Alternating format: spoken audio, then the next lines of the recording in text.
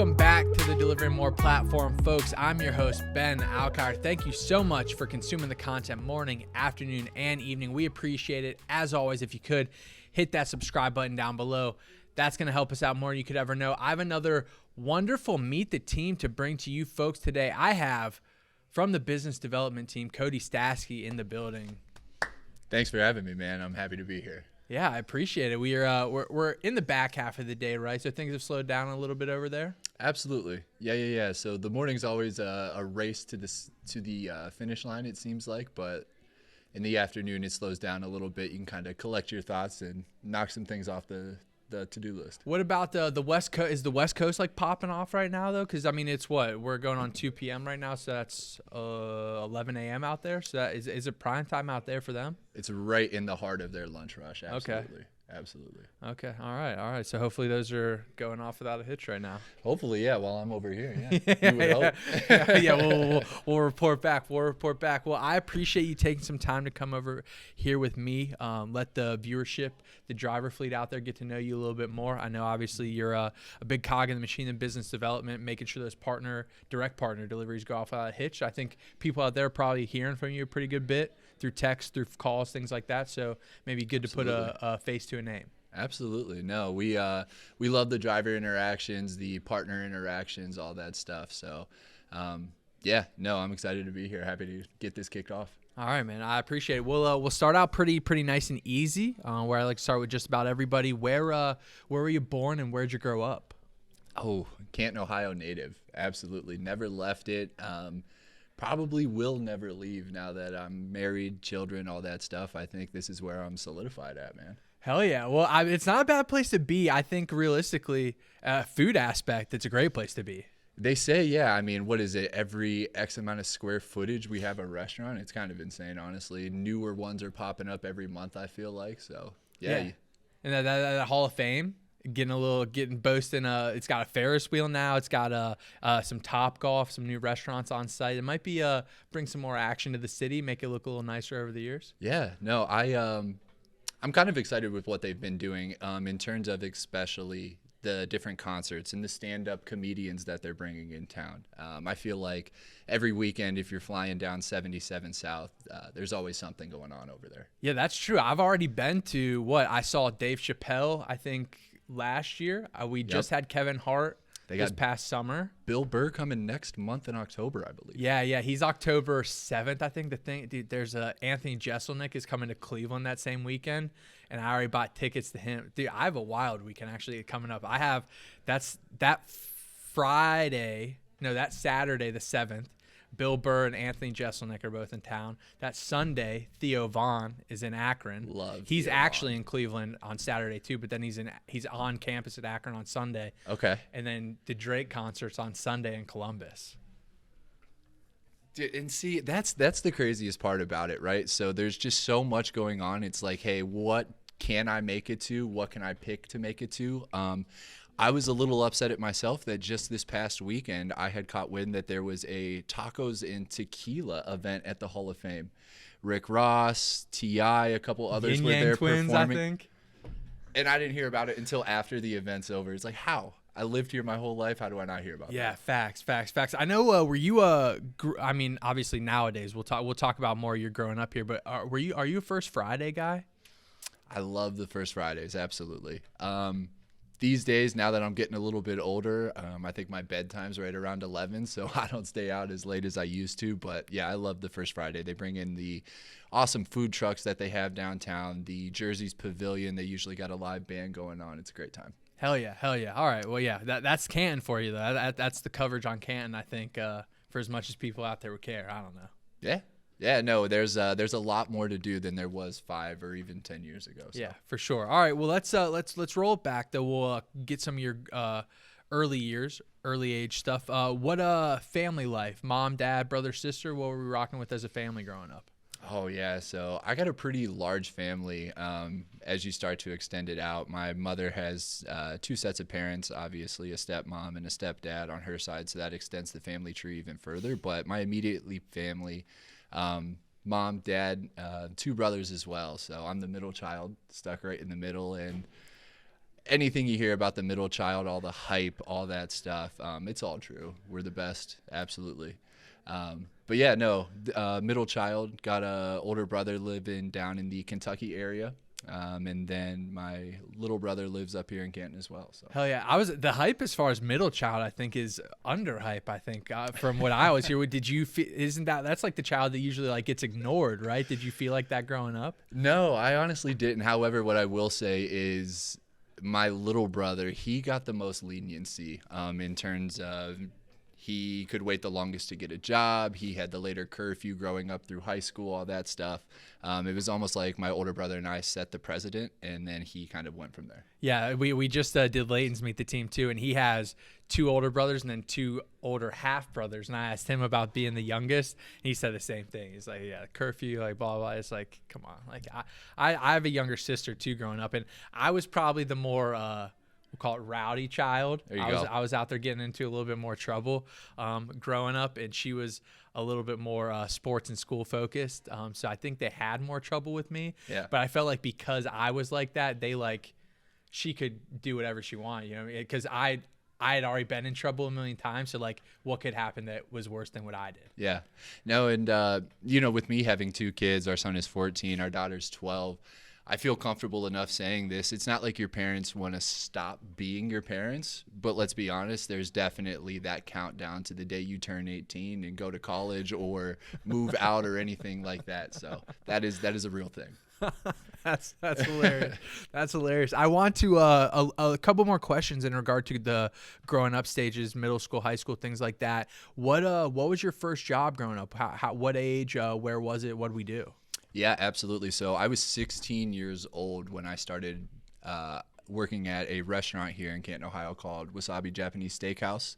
It's a hibachi joint, really nice place. But I was 16 years old, started as a busboy there. And again, going back to the laws or the lay of the land that my parents laid out, when I was in high school, if I wanted to have a car, gas to put in my car, things to do with my friends, things like that, it was time for me to learn the responsibility and make that money myself. So that's kind of where it all started. And you're saying your parents were basically like, you got to get a job or you're not getting any of it? Yeah, so it was like, hey, we spent X amount of dollars on your older brother's first car, so we'll do the same for you. Here's your allowance for your first car. But if you want to have it insured and put gas in it, that's coming out of your pocket. So. Okay. Are we thinking, you mentioned your 2 children now, are we thinking the same law of the land then with them?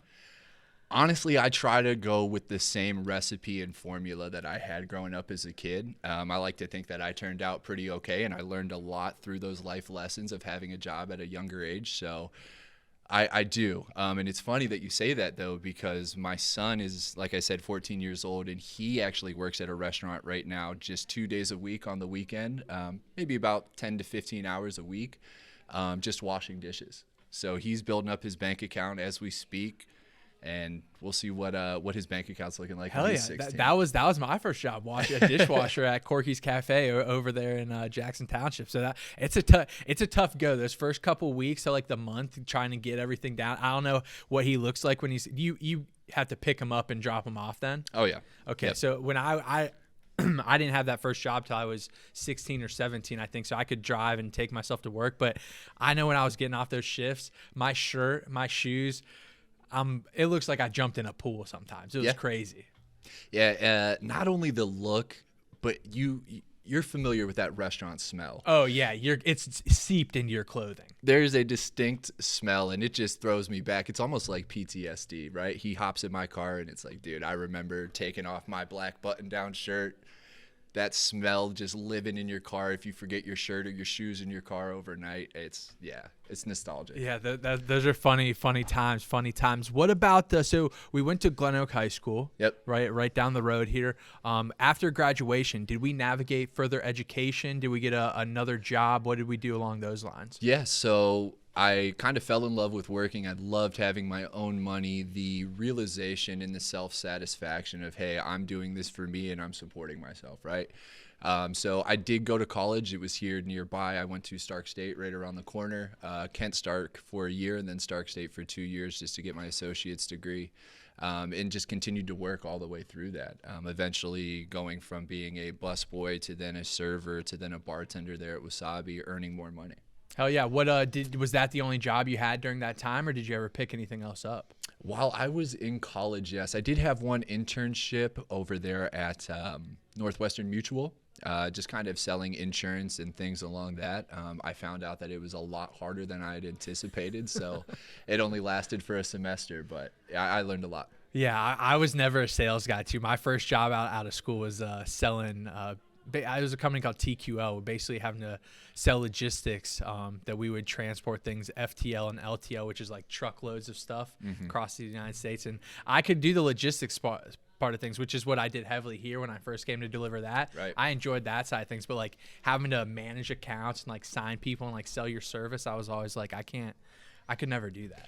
It was definitely intimidating for me being 18, 19 years old and going to grown adults out there in the real world, trying to talk to them about life insurance, 401ks, things like that, and really starting to build your own book of business. That was the biggest challenge for me. Yeah, exactly. Yeah, the book of business. Yeah, that's good vocab there. I like that. Book of business threw me back to those days.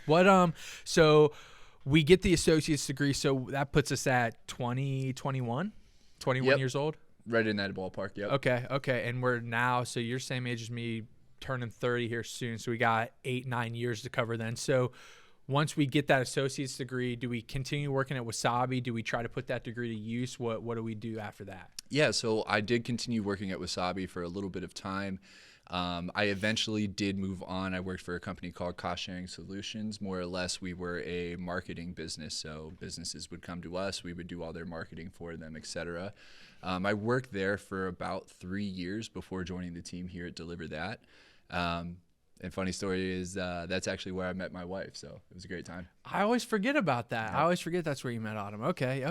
So and then you kind of intro there how you begin with DeliverThat. I think so that you've been here, 4? You're going on year 5 now. So that would have been 4 years in November. Yeah. 4 years in November. So we're talking quick math, 2019 when you started. Yep. Spring. Right before the pandemic. Yeah. So did you start in the spring or the fall?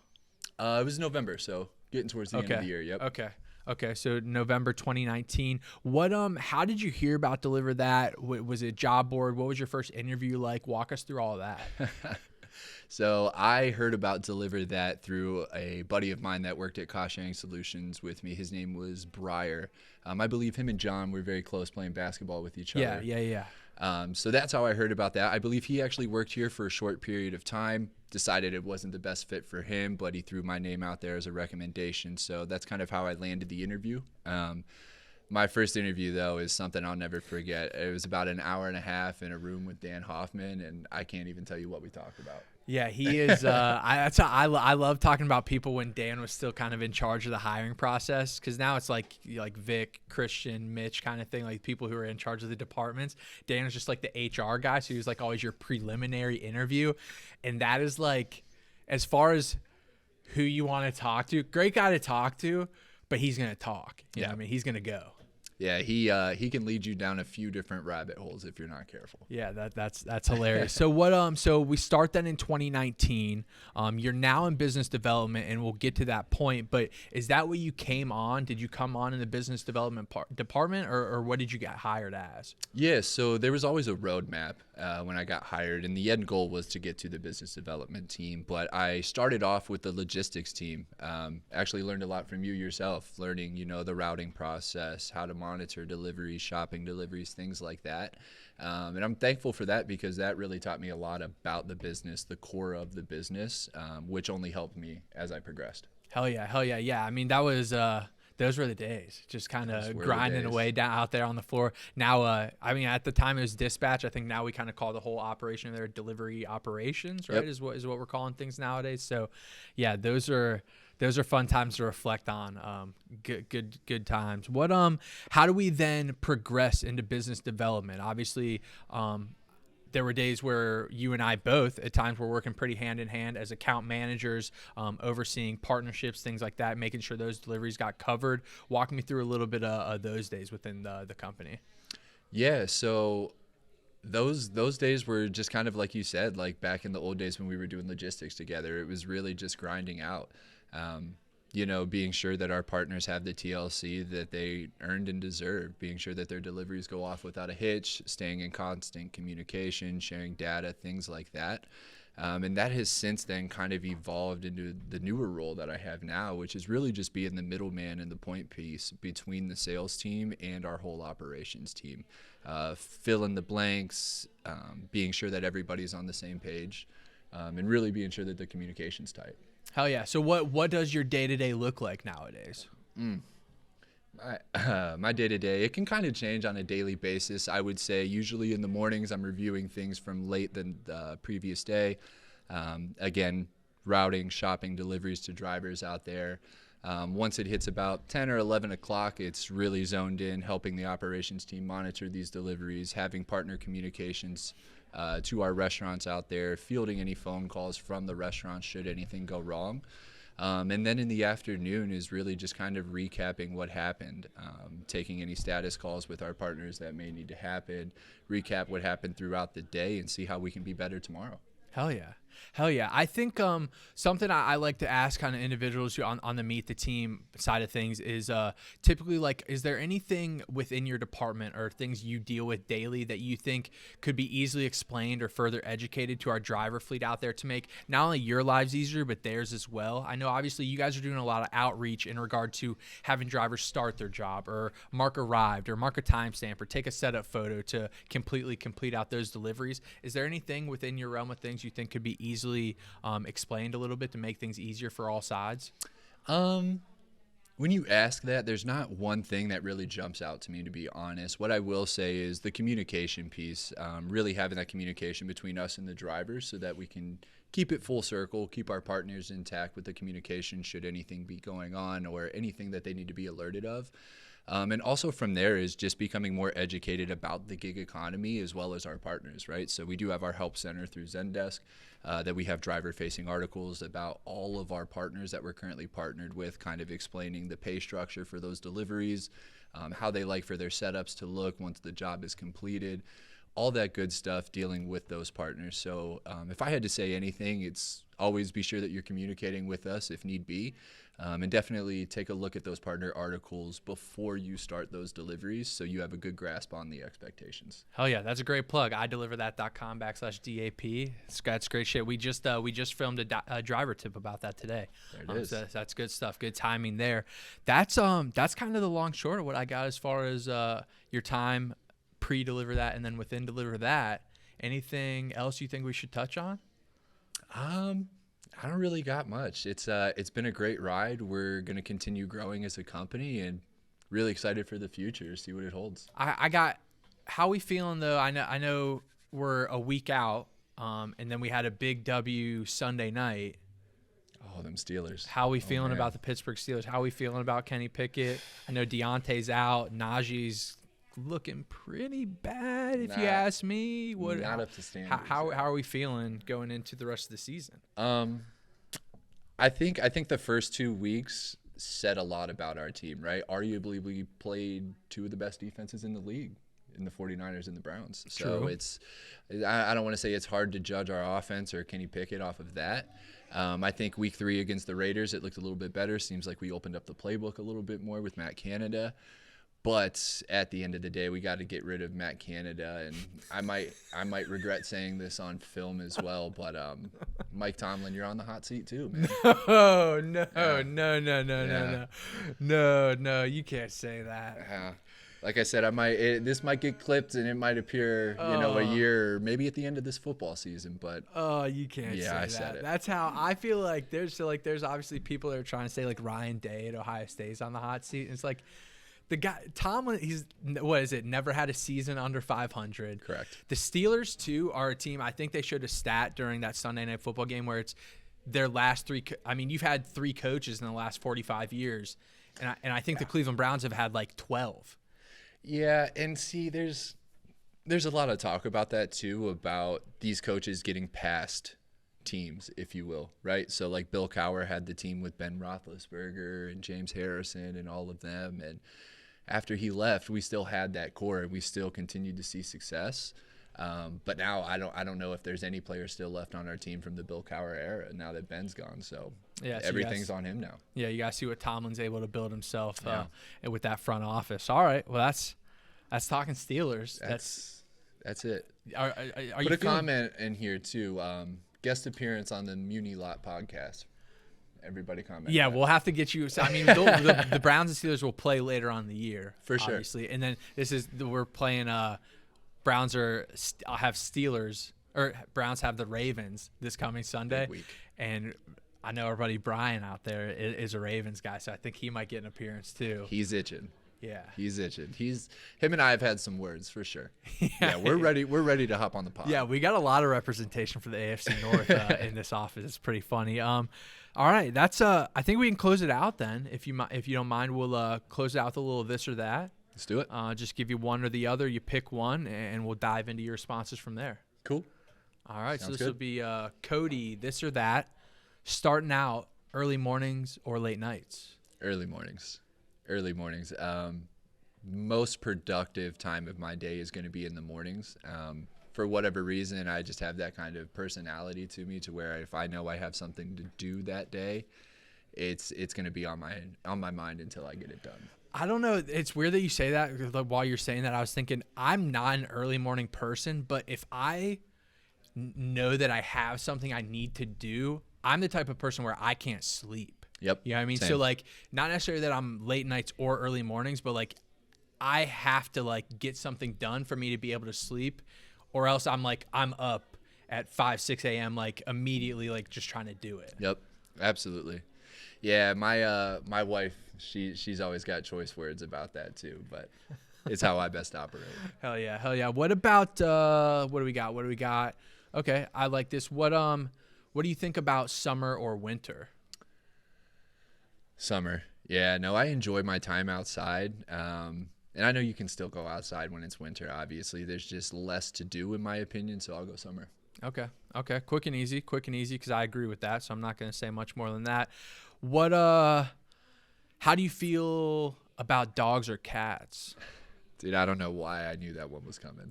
I'm big dog guy, 100%. We have a dog right now. His name's Ozzy, about 3 years old. He's a full-bred boxer, so 100% dogs. Okay. Easy peasy. I'm not necessarily sure about this one, so I'll ask this one as well.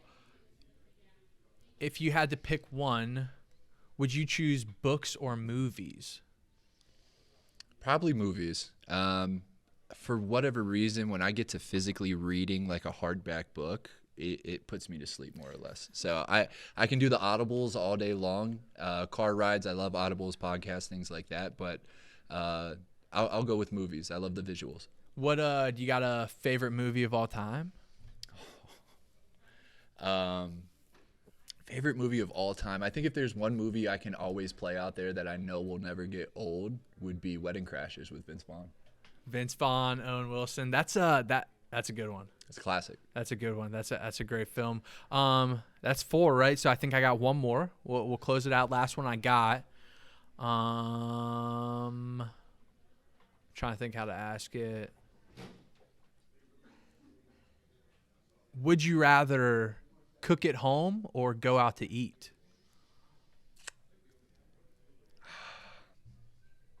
I love going out to eat. We do that quite often, to be honest with you. But I'm a big homebody, so I'll say cook at home. If I could have somebody do my dishes, it would be a no-brainer. But that's not always the option there. So, but yeah, I cook at home. What if you're chefing it up or Autumn chefing it up? What is your favorite dish to create? Ooh, man. My wife's got 2 or 3 that I really enjoy, but if I had to choose one, it would be a chicken and rice meal that she makes, where she'll take a whole pineapple and slice it down the middle, kind of carve out the insides of it a little bit, and just fill it with vegetables, chicken, rice, any kind of sauce you want. I usually go with like a sweet and spicy sauce in there. Then you get a little bit of sweetness as well from the pineapple, the juice and whatnot. So I'll go with that. Okay, kind of like a Hawaiian islander type vibe to that dish. If you will, yeah. Okay. I'm a big pineapple guy too, but I don't know about pairing it with rice and chicken. But I'd be willing to try it. I'll bring you one. Okay, I'd be willing to try it. All right, man. Well, that's all I got. I appreciate you spending some time letting the driver fleet out there, the viewership, get to know you a little bit better. And I appreciate your friendship through these years as well, man. We've grown pretty close over the past couple of years, so love having you around. Hopefully we keep you around for as long as possible. Hopefully they keep me around too. I don't know why I said it like that. Hopefully I stick around as well. But thank you so much, and I appreciate the people out there tuning in. 100%. No, it was fun. Thanks for having me. And yeah, everybody, like Ben was saying, like, subscribe, comment, all that good stuff. I appreciate it. All right, man. We'll see you.